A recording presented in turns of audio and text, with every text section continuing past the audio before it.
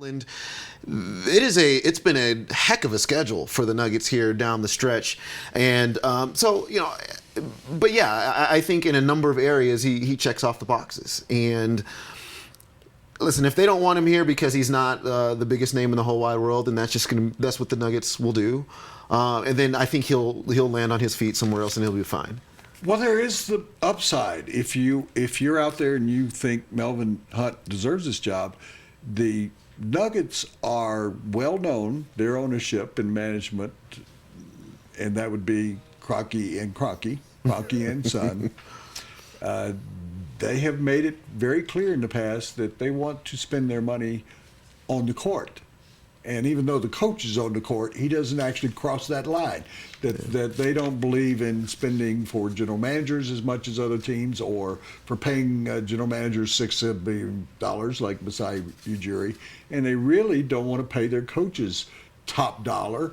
One of the reasons why they split with George Karl.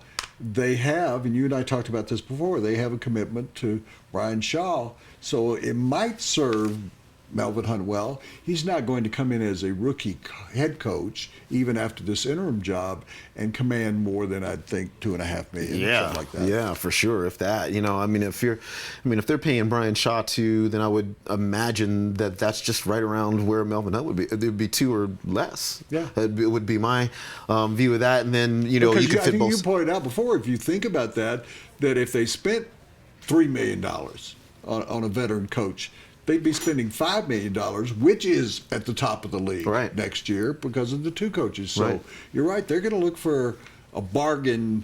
I'm not saying bargain basement, but a bargain type coach. Yeah. That would tend to make you believe that it's either somebody like Melvin Hunt, or a guy who's an assistant, or somebody like Mike D'Antoni that we've talked about before, that is eager to get back in the league and won't take a smaller paycheck. Absolutely. Mike D'Antoni, I've heard the same. I've heard that about Mike D'Antoni and Alvin Gentry.